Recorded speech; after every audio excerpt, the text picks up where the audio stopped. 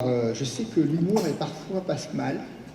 Je travaillais avec Gérard Réac, Hélène Bihan, Paul Valency, et je sais que pendant dans les années 2000, quand je leur disais que moi je sauvais la vie des diabétiques et que eux regardaient un petit peu leur petit vaisseau, ça passait parfois mal. Alors vous avez votre revanche en ce moment, puisque vous avez une vraie évolution de vos traitements antidiabétiques avec des données magnifiques de mortalité, donc bravo. La revanche est là, vis-à-vis des gens qui font le cardiovasculaire.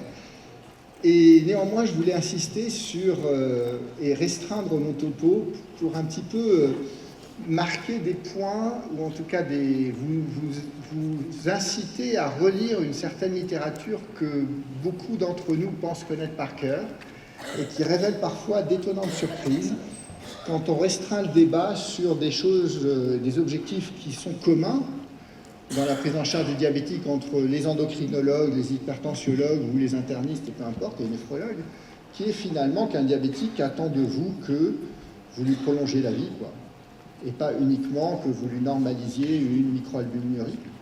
Et donc je vais restreindre mon topo, si vous le voulez bien, à ce titre, finalement, qui est peut-être une question d'examen pour certificat d'endocrinologie. C'est comment prolonger l'espérance de vie des diabétiques, et je regarde l'aspect très pratique puisque je suis un clinicien de base. Mes liens d'intérêt sont connus et cette conférence est rétribuée. Alors comme vous le savez, il y a plusieurs manières de raconter l'hypertension, une manière que j'exècre. Certains font les savants en vous montrant dès la première diapositive ce type de schéma, en vous disant je suis spécialiste d'une maladie extrêmement complexe. Et puis je vous largue pour le restant de la lecture. Et moi je fais partie de ceux qui pensent qu'elle est peut-être complexe, cette maladie, mais notre objectif c'est de vous la rendre extrêmement simple, parce que vous avez d'autres soucis à connaître, très bien connaître. J'étais assez impressionné par ce que j'ai écouté par les gens qui m'ont précédé sur cette estrade. Et je les remercie parce que j'ai appris des choses. Et donc, finalement, mon objectif aujourd'hui, c'est de vous raconter des choses qui sont parfois un peu caricaturales, mais je vous en garantis la véracité. Et je vous encouragerai à chaque fois à ne pas me croire sur parole et à aller retourner dans ces papiers, dans ces références pour vous faire votre propre opinion. On va partir d'une histoire simple. Un monsieur de 52 ans, boucher, salarié dans un centre commercial. En fait, c'est une vraie histoire, puisque c'est le centre commercial en face de mon hôpital. Hypertendu détecté à 48 ans, 4 ans avant. Son médecin généraliste le met un bêta-bloquant, qui est le plus ancien, le plus discutable, puisque c'est celui qui est pris en gold standard de tous les essais thérapeutiques dans l'hypertension pour être sûr de gagner. Donc conceptuellement, on se demande encore pourquoi on donne encore de l'athénolol dans l'hypertension, mais c'est un autre débat. Il a un bilan OMS qui est normal, avec un acide urique à la limite supérieure. Il a des facteurs de risque associés, qui étaient un tabagisme et un surpoids. Et bien sûr, quand on a du surpoids, de la sédentarité et qu'on prend de l'athénolol, on devient diabétique, ce qui est assez facile. On devient plus fréquemment diabétique, plus précisément. Et le diagnostic de diabète de type 2, alors pardonnez-moi, je ne suis pas aussi surspécialiste que vous, oui, c'est un diabète de type 2, a été posé 1 an auparavant avec une hémoglobine glyquée somme toute, qui ne fait pas discuter le diagnostic. Il a été mis, ce qui est assez classique, sous 2 grammes de metformine. Il est suivi régulièrement pour son médecin généraliste, toujours pour ces 2 pathologies. Quand il vient me voir, en fait, c'est son fils qui le traîne. Son fils qui regarde sur Internet et qui se renseigne sur... qui s'inquiète de la maladie de son père, parce que son père lui dit tout va bien, et c'est vrai que c'est 2 maladies relativement asymptomatiques. Et son fils vient avec son père, et son fils me dit, j'ai lu sur Internet que le diabète fait mourir prématurément. Je sais qu'il y a à boire et à manger sur Internet. D'abord, est-ce que c'est vrai? Parce que si c'est vrai, je suis inquiet pour mon père. Et si c'est vrai, pouvez-vous faire quelque chose? Question simple, réponse peut-être moins simple. Donc si on était moins nombreux, je vous ferais cuiser en me disant sortez-moi l'ordonnance qui fait allonger l'espérance de vie du diabétique. On va s'épargner ça par manque de temps et puis ça va être un peu compliqué pour la salle. Donc est-ce que ce qu'a lu sur Internet le fils est vrai? La réponse est clairement oui, et je vous encourage à quantifier cette espérance de vie diminuer, puisqu'on a des données quantifiables. Ce n'est pas tout de dire oui, l'espérance de vie va diminuer.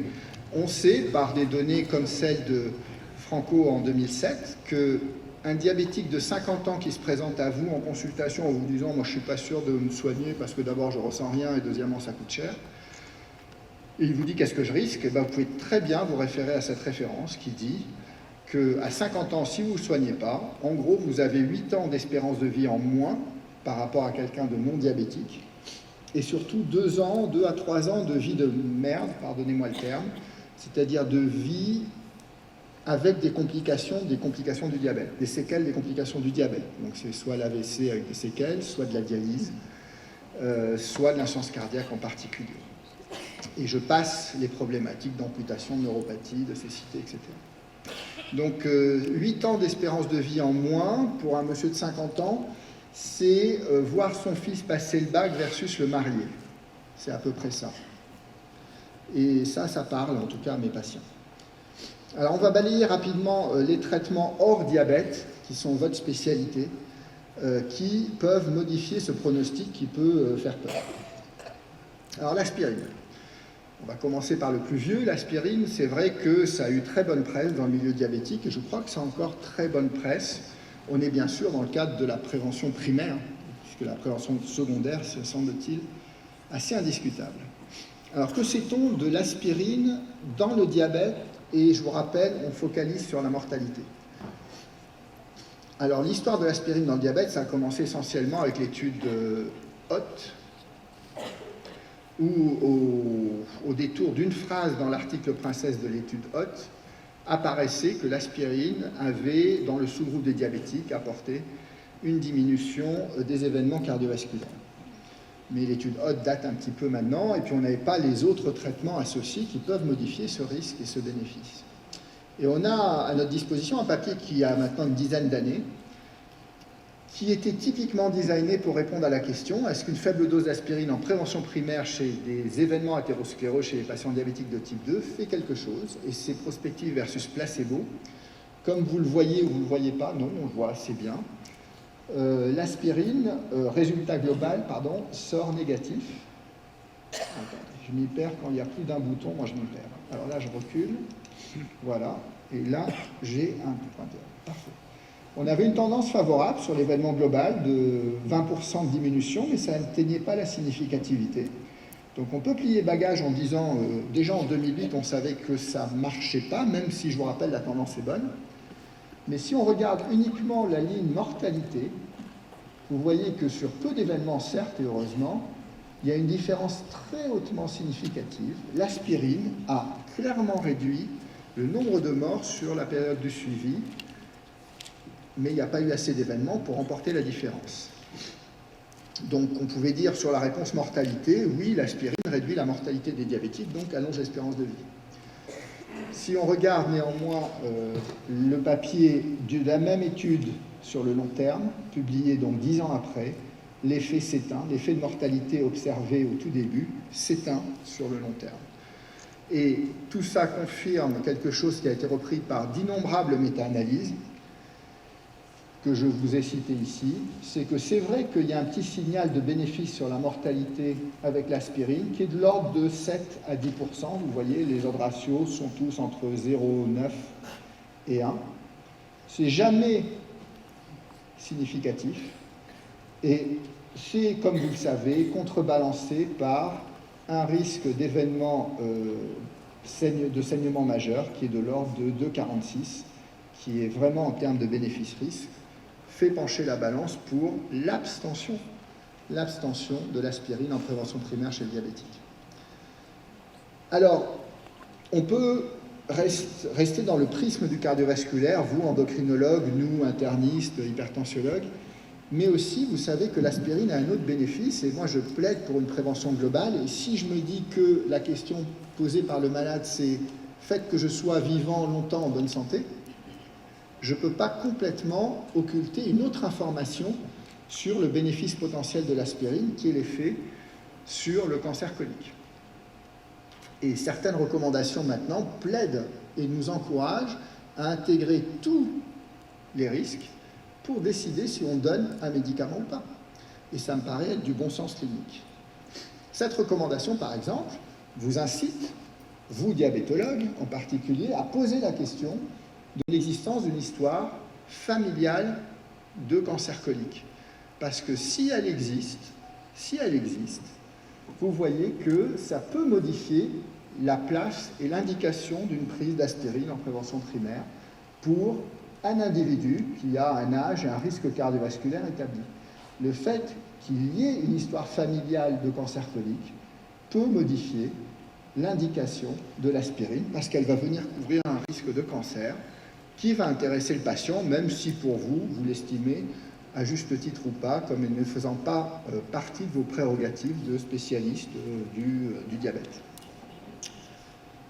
Alors cette histoire me paraît extrêmement intéressante parce que je pense que c'est comme ça, maintenant que vous sauvez la vie des diabétiques et que vous diminuez les événements cardiovasculaires, par simple risque épidémiologique, vous les surexposez au risque de cancer. Puisqu'il faut bien mourir de quelque chose. Et donc, vous ne pouvez absolument pas occulter les risques individuels de cancer de vos patients et vous devez vous intéresser à la prévention dédiée de ces cancers chez eux. Alors, pour revenir à l'aspirine, moi je vous conseille cette application qui a été développée par les étudiants d'Harvard, qui a été testée et validée et publiée dans le JAMA en 2016, qui est vachement simple, qui est gratuite, et qui vous permet de choisir et d'individualiser l'indication de l'aspirine en prévention primaire ou secondaire chez le diabétique, peu importe, mais la question est la prévention primaire. Et vous voyez, il suffit de rentrer des données assez simples. Là, j'ai repris le cas que je vous ai présenté. L'âge, le sexe, l'ethnie, le tabagisme ou non, le traitement, l'hypertension existante et son traitement, le diabète, oui, non, cholestérol, son niveau de cholestérol, s'il y a une fibrillation atriale, parce que ça amènerait un autre sujet qui est je ne donne pas d'aspirine, mais je donne un anticoagulant, les antécédents ulcéreux pour le risque hémorragique, la coexistence de prescriptions qui favoriseraient l'hémorragie digestive, et puis en fonction de ces données que vous rentrez très rapidement, l'outil vous donne un guide qui vous dit il faut dans ce cas-là donner de l'aspirine parce que son risque cardiovasculaire est à plus de 20% sans aspirine, que le risque hémorragique est à 12% à 10 ans, 1,2% à 10 ans, je vois mal. Oui, 1,2%, et que le bénéfice, bien sûr, excède le risque. Vous avez le nombre de sujets à traiter pour éviter un événement, le nombre de sujets à traiter pour provoquer un événement, et vous avez toutes les données pour individualiser votre risque. Alors, aspirine, vous voyez, c'est géométrie variable et très individuelle. C'est probablement l'arbitrage qui vous reste dans ce domaine. Statine, ça c'est plus récent. Et vous savez qu'on a l'impression, alors je ne sais pas quelle est votre impression vis-à-vis des statines pour votre population, on a des fans et des non-fans, complotistes, ou qui pensent à la théorie du complot. Si on regarde clairement la littérature, on a un très bel essai, qui je trouve n'a pas été très bien médiatisé et très bien implémenté, qui date un petit peu, parce qu'on pourrait sourire sur les critères d'entrée. Je vous rappelle que l'essai est vraiment intéressant dans le sens où Card, pour ne pas le nommer, a pris des diabétiques pour lequel, en prévention primaire, pour lequel le médecin ne savait pas ou ne jugeait pas qu'il était indispensable que le patient ait une statine. Et ce qui permettait de le tirer, la statine versus placebo. Et de fait, quand vous voyez la population qui a été inclue, alors on est publié en 2004, donc critères d'inclusion en 2000, vous voyez que le LDL des patients, en moyenne, alors il était aux alentours d'1,40 g, et il devait avoir un LDL cholestérol inférieur à 1,60 g, c'était les références de l'époque. C'était des diabétiques de type 2 en prévention primaire, avec un facteur de risque additionnel. Tiré versus placebo, et deuxième originalité de l'étude, c'était une dose fixe de statine. Elle n'était pas titrée pour un objectif. On donnait 10 mg d'atorvastatine. Et cette attitude extrêmement simple, c'est de dire je rajoute à l'ordonnance d'un diabétique en prévention primaire 10 mg d'atorvastatine et je ne m'occupe pas de son LDL sous traitement. Donc je fais une médecine extrêmement simple qui n'a besoin ni de dosage d'anticorps ou que sais-je. Et bien là, un résultat cash. En 2004, l'essai est interrompu prématurément parce qu'il y avait 37% d'événements en moins à 4 ans dans le bras qui a reçu de l'atorvastatine versus placebo. Et quand on regarde plus précisément les événements en moins qu'il y a eu, vous voyez que ce n'est pas des petites choses. c'est bien sûr des événements cardiovasculaires majeurs, dont la mort, qui a été clairement diminuée de près de 25%. Donc une attitude très simple de dire 10 mg d'atorvastatine à des diabétiques en prévention primaire dans les années 2000, ça a là encore payé cash. Alors bien sûr, l'art des médecins et des recommandations, c'est de rendre les choses simples très complexes. Et donc vous avez des recommandations, l'ADA par exemple, qui vous stratifie des indications de statine et des doses de statine sur la base très honnêtement de faisceaux croisés d'études qui n'ont pas toutes été dédiées aux diabétiques, contrairement à CARS. Quel message garder de tout ça? Vous voyez, il y a très très peu de situations où le diabétique peut échapper à une statine. Il n'y en a qu'une, c'est le diabétique qui n'a rien d'autre que le diabète et qui a moins de 40 ans. Et après, c'est toute une question de dosage, de baisse de LDL, débat dans lequel je vous laisserai rentrer si vous en avez envie, mais moi, il m'exaspère, très personnellement. Donc, statine, on est dans une indication probablement plus large que celle du diabète, que l'aspirine. Alors, je reviens à mon bébé, qui est le contrôle tensionnel. C'est effectivement quelque chose dans lequel il y a probablement une valeur ajoutée à en parler, parce que ce que je constate souvent, c'est que les diabétologues, ou certains diabétologues, ont souvent fonctionné en dogme dans le domaine de l'hypertension artérielle. Le principal dogme que votre spécialité a eu, ça a été d'appliquer l'étude HOPE à la lettre, c'est-à-dire de donner 10 mg de ramipril à tous vos diabétiques, et de penser un peu candidement que le travail était fait ou assurait simplement 10 mg de ramipril. C'était les années 2000-2010. Ce que je dis là n'est plus d'actualité, puisque vous avez constaté par votre propre expertise que ce type de message un peu simpliste ne réglait pas les problèmes. Loin de là, même s'il a permis d'ouvrir les yeux sur les bénéfices croisés et le non-fonctionnement en silo des spécialistes autour du patient diabétique. Qu'est-ce qu'on a de semi-nouveau? Enfin, c'est plus vraiment nouveau, mais quels ont été les derniers apports dans le domaine du diabétique pur, et non pas uniquement d'études à large échelle qui incluaient des diabétiques en sous-groupe? Moi, je voudrais juste vous rappeler quelque chose qui nous a, nous, en tout cas, dans le milieu de l'hypertension, extrêmement frappé, c'est l'étude Advance. Pourquoi l'étude Advance nous a frappé? Parce que d'abord, par son volume, c'est-à-dire les patients, le nombre de patients inclus. Deuxièmement, le côté extrêmement international de l'étude. On ne se posait plus de questions de savoir si les Nord-Américains fonctionnaient comme les Européens, etc. Et puis le fait que les patients d'Advance étaient des patients très peu sélectionnés. Je vous rappelle que c'était des diabétiques de type 2 de plus de 55 ans qui avaient un facteur de risque additionnel ou qui étaient hypertendus ou pas, mais la majorité était hypertendue. Et pourquoi ça nous a frappé? Parce que je vous rappelle que cette étude a été publiée en 2007, donc les patients inclus en 2000. Et donc on pensait que les patients de 2000, c'est après HOPE, donc c'est des patients qui étaient sous statine, sous aspirine, qui avaient une prévention de qualité, etc. Et être capable de sortir 14% de mortalité en moins avec une différence de l'ordre de 6 mm ou 7 mm de mercure entre les deux bras, c'est quelque chose qui, à l'échelon épidémiologique et sanitaire, est quelque chose d'extrêmement puissant. Et plus intéressant, vous voyez que la stratégie qui, je vous rappelle, était d'atteindre un objectif tensionnel un peu plus bas dans un bras et avec un algorithme de prescription qui comportait l'association périndopril-indapamide. Vous voyez qu'en analyse de sous-groupe, ce bénéfice qu'on observe, il est toujours dans le bon sens, quelle que soit la coexistence ou non des autres médicaments dont je viens de vous parler, statine et aspirine en particulier. Et donc, cet effet du traitement antihypertenseur n'est pas éteint ou effacé ou remplacé par les autres molécules adjuvantes de risque cardiovasculaire qui jouent sur la mortalité dont je viens de vous parler. Et cet effet perdure dans le temps, et ça c'est une logique de physiologie. Alors je sais que vous aimez un terme qui s'appelle la mémoire de je sais pas quoi, la mémoire glycémique ou la mémoire, etc. C'est pas de la mémoire glycémique, c'est de la mémoire de l'artère.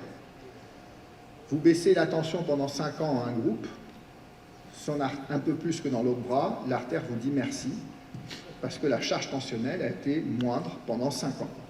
Et que tous ces facteurs de risque, comme le tabagisme, puisque vous parlez en paquet années, c'est logique, devraient être comptabilisé en millimètres de mercure année ou en je ne sais pas quoi, HbA1c année, parce que ce qui compte pour l'athérosclérose et l'artériosclérose, c'est l'air sous la courbe d'excès de ces facteurs de risque, et non pas des points isolés. Et donc, en fait, ce n'est pas de la mémoire de je ne sais quoi, c'est juste de la mémoire artérielle. Vous avez imposé une charge tensionnelle ou en LDL ou en glycémie moindre pendant une période donnée, et l'artère s'en souvient et vous en dit merci. Les données d'Advanson démontrent parfaitement ça. C'est que l'effet qui a été observé pendant 4 ans a perduré dans le bras qui a été traité de manière plus ambitieuse pendant 4 ans. Advance fait partie des études qui sont nommément citées dans les recommandations de l'ADA en 2017, reconnaissant en cela la qualité de l'information scientifique tirée de cette étude. Revenons à la clinique. Revenons à la clinique avant que vous lassiez. Qu'est-ce qui reste dans un monde extrêmement normé de recommandations? Je vous rappelle, 3 recommandations nord-américaines, des recommandations européennes, des recommandations nationales. Tout le monde a sa recommandation. Qu'est-ce qu'il faut garder à l'esprit quand on n'est pas spécialiste qui s'amuse de ces recommandations? C'est qu'il vous reste, il y a 2 grands principes de la titration des médicaments antihypertenseurs. Le premier principe, c'est que aucune monothérapie ne fera mieux qu'une bithérapie en termes de baisse de tension, contrairement à ce que les laboratoires peuvent vous raconter. Aucune bithérapie ne fera mieux qu'une trithérapie, contrairement à tout ce que peuvent vous raconter les laboratoires. C'est une question de quantité de médicaments. Et donc, quand vous êtes face à un hypertendu qui n'est pas bien contrôlé, votre réflexion va être de dire, est-ce que je double une monothérapie ou est-ce que je passe à une bithérapie, ou est-ce que je rajoute un traitement à son ordonnance ou est-ce que je modifie les composants? C'est l'amplitude de baisse de delta qui vous reste par rapport à la normalisation qui va compter. Vous voyez qu'effectivement, quand vous doublez une monothérapie, chaque monothérapie fait en moyenne 10 mm de mercure de moins sur la systolique. Si vous doublez une monothérapie, vous ferez à peu près moins 15, moins 13, ça dépend de la réponse. Vous ne ferez jamais mieux qu'un moins 20 en rajoutant un médicament. Et c'est vrai pour le passage de la bi à la tri. Et donc tout dépend si vous êtes très loin de votre objectif ou pas pour savoir si vous doublez, si vous essayez de doubler en courant le risque d'avoir une augmentation des effets indésirables dose dépendants. Vous augmentez le diurétique, vous risquez d'avoir des hyperglycémies, des choses comme ça. Vous augmentez l'intercalcique, vous risquez d'avoir des œdèmes, des flushs, versus je rajoute un deuxième médicament qui a ses propres effets indésirables potentiels. Le deuxième grand principe de titration, qui est unanimement reconnu maintenant et clairement établi par plusieurs recommandations, c'est de dire, pardonnez-moi le terme, on vous laisse jouer tant avec ce que vous voulez, en monothérapie, en bithérapie, mais ce qu'on vous demande, c'est quand vous êtes lassé de jouer et de perdre, de faire confiance à l'expérience et à l'expertise, et de vous rabattre à une trithérapie en prévention primaire, qui est basée sur un bloqueur du système rénine-angiotensin, un diurétique thiazidique et un intercalcique. Si vous avez réussi à gagner avant avec vos recettes, bravo. Mais si vous n'y arrivez pas, croyez-nous, sifflez la fin de la récré et faites cette association, elle marche. Elle marche. Ok, 2 grands principes de titration, je vous les ai dit, et maintenant on va avancer dans votre pratique. Première pratique, c'est par quoi je commence. Par quoi je commence, c'est un grand débat qu'on a complexifié à merveille dans les recommandations parce qu'il fallait faire plaisir à tout le monde. Là, on est dans le monde du conflit d'intérêts clair, en trouvant des situations particulières pour chacune des classes pour que tout le monde soit ravi. C'est vachement plus simple que ça, le problème. À part le diabète, souvent, quand vous êtes en situation d'initier un traitement antihypertenseur, c'est souvent la seule maladie qui existe. Donc quand on vous bassine qu'en cas d'insuffisance cardiaque, il serait logique de commencer le traitement par un diurétique ou un IEC, c'est n'importe quoi. Vous connaissez des hypertensions qui commencent après l'insuffisance cardiaque, vous? Ben non. On commence par être très longtemps hypertendu et parfois on devient insuffisant cardiaque. Donc souvent, vous avez tous les choix face à un hypertendu. Et donc votre choix ne va pas être dicté par des recommandations complexes. Il peut être dicté essentiellement par des risques de tolérance. Vous êtes dans un pays chaud, la dame elle a des varices, vous n'allez pas commencer par un inhibiteur calcique. C'est la meilleure façon pour qu'elle ait des grosses jambes et qu'elle arrête le traitement. Et donc votre objectif, c'est au tout début de la maladie que les gens adhèrent à votre traitement et vous font confiance. Parce que vous êtes parti pour des dizaines d'années de confiance. Donc si vous commencez mal dans votre histoire de couple, je vous garantis par expérience que ça se termine toujours mal. Donc, rajoutez pas la complexité à la complexité. Donc c'est pour ça que nos recommandations ont beaucoup parlé de persistance et de commencer par les molécules les plus persistantes. Alors c'est vrai que certaines monothérapies, certaines classes vont moins bien répondre dans certains formats, ethniques, l'âge, la consommation sodée, c'est vrai. Mais à l'échelon individuel, tout ça n'a qu'une petite valeur, puisque de toute façon, la monothérapie, on n'y restera qu'un mois, dans 75% des cas, puisque la monothérapie ne réglera vos problèmes d'hypertension que dans 25% des cas. Et ça, il faut savoir le dire aux malades aussi. Et donc vous voyez que si on prend les 3 systèmes les plus fréquemment impliqués dans l'hypertension, sur lesquels on a des cibles thérapeutiques, le système rénine-angiotensin, le système nerveux sympathique et la sensibilité au sel, au cours du temps, certains systèmes évoluent pour s'éteindre, le système rénine-angiotensin, le système nerveux sympathique, et d'autres prennent plus de place.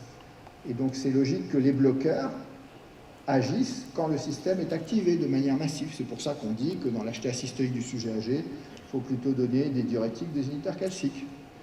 Que quand on est au début de la maladie, c'est vrai que les IEC, les Artans, ça marche bien sur la tension, et que les bêta-bloquants ont eu très longtemps une très bonne presse en termes d'efficacité, même si sur la tolérance, c'est un autre débat. Donc vous voyez, c'est pas très scientifique, hein. Presque ma concierge pourrait comprendre. Et donc, qu'est-ce qu'il nous reste? Et Dieu sait si elle n'est pas très intelligente. Qu'est-ce qu'il nous reste? Il nous reste 2 arbitrages. Vos 2 arbitrages, en tant que médecin, sont très rarement décrits dans la littérature scientifique, pour des raisons qui seraient inutiles de rappeler ici. Le premier arbitrage que vous devez avoir, il est logique. C'est le choix du bloqueur du système rénine-angiotensin. Souvent, ces bloqueurs sont assimilés. On vous parle de bloqueurs du système rénine-angiotensin au pluriel. Mais dans la vraie vie, vous aurez à en choisir un et un seul. Parce qu'il n'est pas question d'en associer 2. On vous interdit d'associer IEC Zartan, en tout cas à ces stades initiaux de la maladie, en prévention primaire. On vous dit même que ce n'est même pas recommandé de faire bêta-bloquant IEC. Je vous rappelle que les bêta-bloquants sont des antirénines, puisque ça n'a pas d'effet additif sur la baisse de la pression artérielle. L'aldactone, qui est aussi un bloqueur de système rénine-angiotensin, arrivera plus tard, dans les cas d'HTA résistante ou d'HTA secondaire par hyperaldo primaire. Et donc vous voyez qu'il faut votre arbitrage de dire, parmi cette vaste gamme de différentes classes, je dois faire mon choix d'une classe. Et sur quels arguments je vais choisir.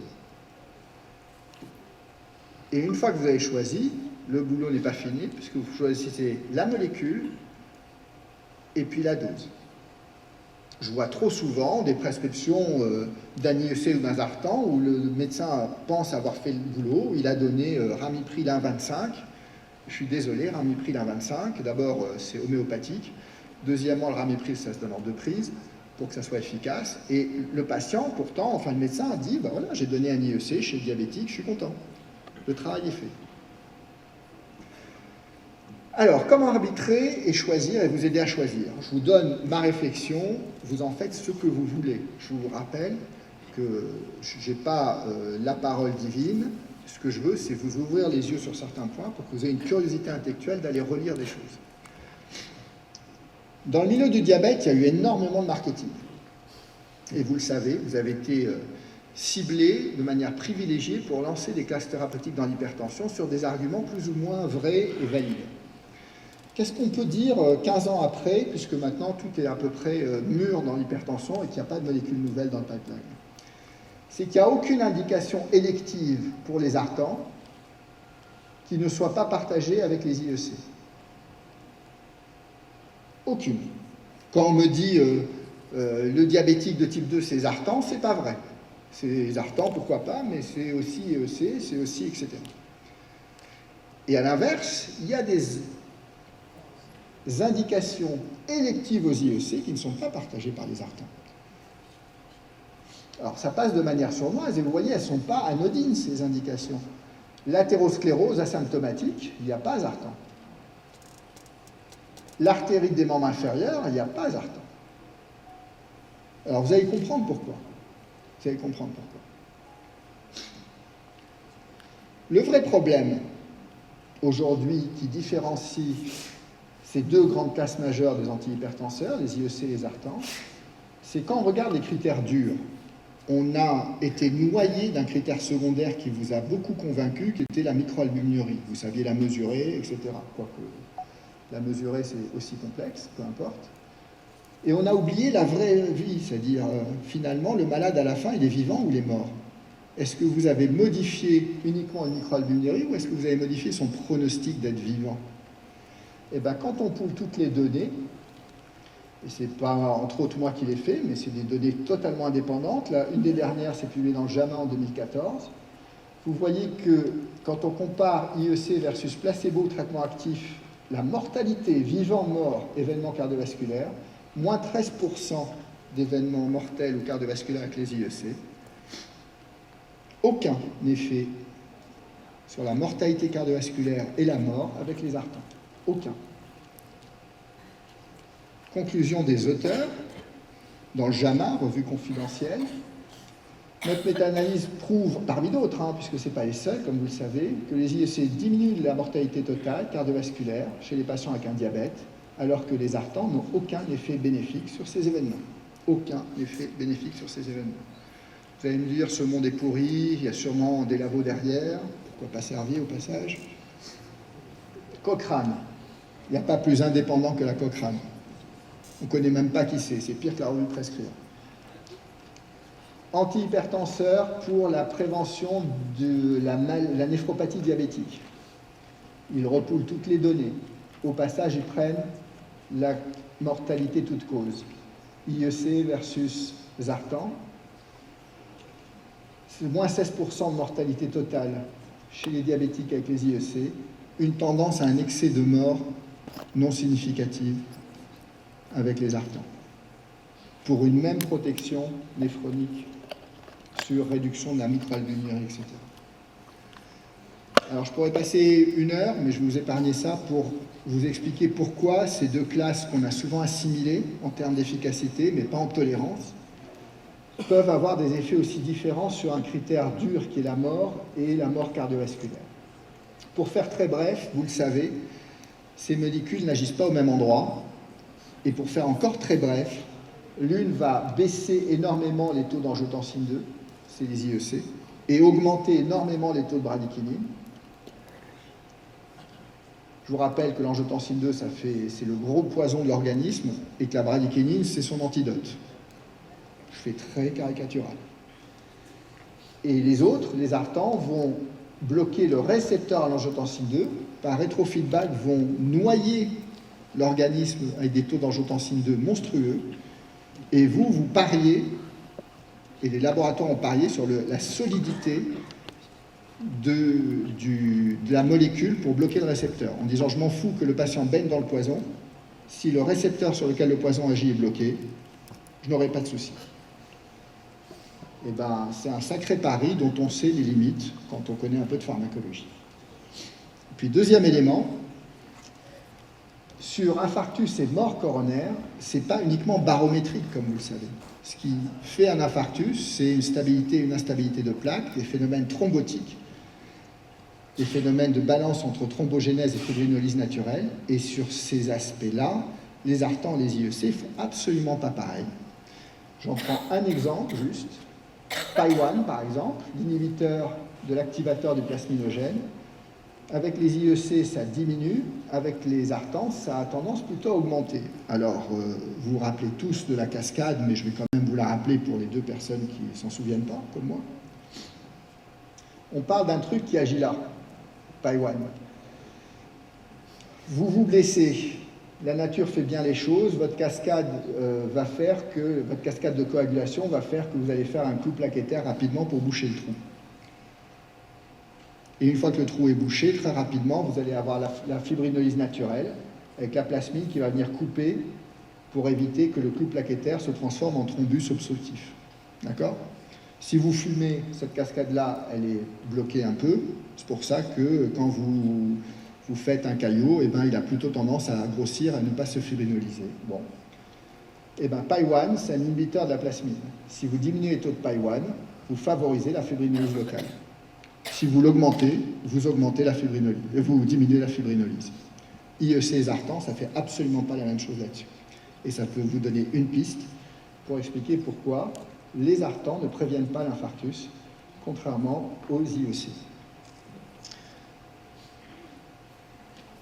Si je vais être encore plus caricatural, une des classes thérapeutiques qu'on vient de voir, les statines, vous lui reconnaissez de manière évidente des effets pléiotropes, et en particulier sur la prévention de l'infarctus.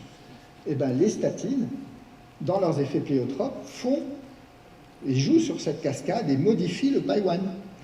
Et en fait, les statines diminuent la production de PAI-1, comme les IEC ont démontré, et comme les Zartans ne l'ont pas démontré.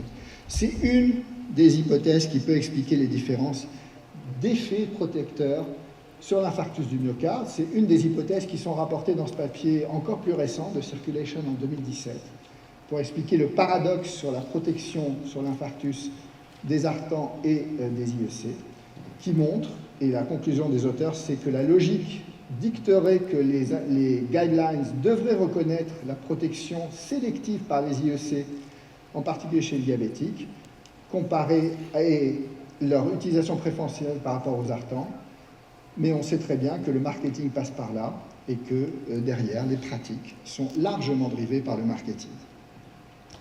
Donc en résumé, si on compare IEC et Zartan, et puis vous ferez votre propre idée tout seul, c'est deux classes thérapeutiques qui font baisser la pression artérielle, d'accord. Comme elles font baisser la pression artérielle, elles diminuent les événements très barométriques, les AVC, de manière comparable, à baisse de pression artérielle comparable. Comme ça fait baisser la pression et que ça bloque le système rénine-angiotensine, ça prévient de manière comparable les événements rénaux. Mais dès qu'on rentre dans des phénomènes plus complexes, qui font interagir d'autres choses que la baisse de la pression, réduction des infarctus, mortalité cardiovasculaire, elles sont corrélées à la mortalité totale. Les IEC ont une démonstration, quelles que soient les sources, qui est imparable, alors que les Zartans n'ont jamais pu démontrer un infarctus en bas. Alors, ce n'est pas moi qui vous le dis, ce n'est pas les labos, ce n'est pas JAMA, c'est les autorités de santé aussi. Dès 2012, l'assurance maladie présentait sur son site internet ce genre de phrase issue, qui était la conclusion d'une des dernières publications qui avait été à l'époque faite dans la littérature. Et puis l'HAS 2016, dans son mémo, a retiré de manière assez discrète, trop discrète pour être vue et observée par tout le monde, l'indication Zartan chez le patient coronarien. Puisque vous voyez que dans le SH 2013, dans les antécédents d'infarctus, il y avait les Zartans. L'HAS 2016, fort de ces constatations, a retiré les Zartans de l'indication patient coronarien. Cet arbitrage, vous le ferez. Vous verrez si vous êtes convaincu par le fait que l'incidence de taux de l'ordre de 10% doit justifier de prescrire des Zartans à tout le monde alors que vos diabétiques meurent essentiellement du cœur. C'est un choix qui est vraiment votre libre arbitre. Le deuxième libre arbitre que vous avez, c'est le choix du diurétique. Ça a l'air anodin comme ça, mais ce n'est peut-être pas. Alors, vous savez que le NICE, qui est une des recommandations les plus insensibles au lobby, c'est la recommandation anglaise, disait depuis 2011 que si, vous savez qu'ils sont plutôt, eux, dans l'épargne du diurétique pour éviter le risque de diabète, ce qui n'est pas le problème quand on est diabétique, et qui est votre sujet, où le diurétique est quasiment indispensable pour contrôler les chiffres tensionnels pour plein de raisons. Il vous dit que si un diurétique doit être donné, il faut offrir au patient un thiazide-like. Les gens ont oublié like. C'est-à-dire que ce n'est pas un thiazidie qu'il faut lui donner. C'est soit la chlorthalidone, soit l'indapamide. Alors pourquoi? Parce que le diurétique hydrochlorothiazide n'a jamais démontré de données fortes de mortalité, là encore, et qu'à chaque fois il a été challengé en termes d'efficacité et de tolérance par la chlorthalidone aux États-Unis et l'indapamide dans le reste du monde. Alors chlorthalidone, je ne sais pas si vous l'avez, nous on l'a quasiment plus, et donc il nous reste l'indapamide, en préférence, vous voyez, au conventionnel diurétique. On ne sait toujours pas pourquoi, quand l'hydrochlorothiazide a été approprié par tous les promoteurs de l'industrie médicamenteuse pour les mettre dans les associations fixes, ce qui aujourd'hui pose problème. Alors, pour preuve à ça, plein de papiers, peu importe, à dose égale, voire à dose inférieure, L'hydrochlorothiazide fait moins bien que ici l'indapamide ou la chlorthalidone en termes de baisse de pression, ça on s'en fiche un peu importe. On a plein de données sur chlorthalidone aussi, qui montrent que 25 mg d'hydrochlorothiazide, qui est votre dose finale dans les combinaisons, eh ben on peut déjà la dépasser avec la chlorthalidone ou l'indapamide. Je vous montrerai un exemple. Et oui, ça par exemple, dans les rares essais qu'il y a eu aux États-Unis, où il y a eu dans un même essai de la chlorthalidone et de l'hydrochlorothiazide, le bénéfice était tiré par les patients chlorthalidone à chaque fois. Alors une astuce, quand vous êtes bloqué en vous disant je lui ai donné la dose pleine de diurétique parce que vous avez un co quelque chose et 25 mg d'hydrochlorothiazide, et bien 25 mg d'hydrochlorothiazide ça fait moins 8 de pression artérielle systolique. Et vous voyez que si vous avez de la chlorthalidone, voire la dose pleine de l'indapamide, vous pouvez faire encore et gagner des millimètres de mercure, ce qui est particulièrement astucieux chez les diabétiques. Alors vous allez me dire, on fait avec ce qu'on veut, etc. Finalement, c'est des millimètres, on s'en fiche un peu. Comme vous le savez sûrement, il y a un nouveau signal de tolérance qui est sorti des banques de données scandinaves. Alors c'est pas anodin que ça soit en Scandinavie, parce que c'est un pays où les peaux sont très blanches. C'est un signal de cancérogénèse induit par des molécules comme l'hydrochlorothiazide qui sont photosensibilisantes. Il y a eu 2 papiers majeurs qui sont sortis en fin d'année qui démontrent que chez les grands utilisateurs d'hydrochlorothiazide, c'est en gros 5 ans de 25 mg d'hydrochlorothiazide par jour, plus de 5 ans de 25 mg d'hydrochlorothiazide par jour.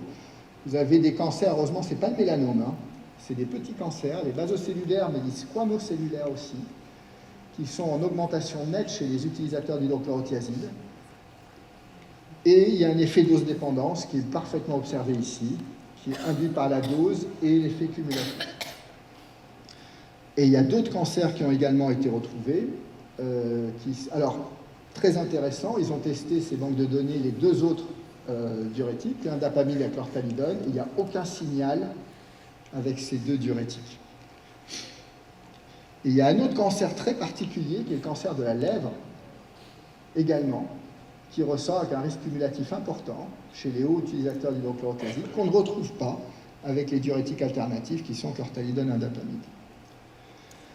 Alors pourquoi ça? Eh bien, il y a plein de rationnels pour le démontrer. Alors c'est un peu complexe, mais peu importe. On a la démonstration in vitro que l'hydrochlorothiazide augmente les dégâts en ADN induits par les UVA. Et donc c'est le modèle de la tératogénèse par un médicament photosensibilisant. Alors ça peut avoir un intérêt dans vos populations qui prennent beaucoup le soleil, qui ont l'avantage d'être plutôt à peau non blanche, mais il y a des peaux blanches parmi vous. Et donc c'est quelque chose dont il faut se méfier. Et quand vous croisez un cancer cutané, un lymphome cutané ou des cancers des lèvres, qui sont des choses pas anodines, ben pensez à hydrochlorothiazide parce que ça a été déjà publié par le passé. C'est tellement sérieux cette histoire que notre ANSM a lancé une alerte et un track en fin d'année pour dire on analyse et d'ici à juin, on vous rend les données pour vous dire quelle vigilance on doit avoir vis-à-vis de l'hydrochlorothiazide, et je pense que ça peut aller jusqu'au retrait vu qu'il y a des alternatives. Alors très vite maintenant, pour ne pas dépasser le temps parce que je ne supporte pas ça, une fois que vous avez choisi votre classe, vous devez choisir votre molécule. Et il faut que vous soyez persuadé, vous, diabétologue, qu'un IEC ne vaut pas un autre IEC, un zartan ne vaut pas un autre zartan pour des questions de pharmacocinétique. Et à titre d'exemple, je vous montre ça. Vous prenez 4 de vos zartans préférés. Ben, vous voyez, entre le premier, qui est, comme toujours, l'aîné, le plus mauvais, et le dernier, vous avez des contrôles tensionnels à posologie classique, usuels, très différents. Très très différents, et c'est pas tout de dire je donne un zartan, il faut savoir lequel.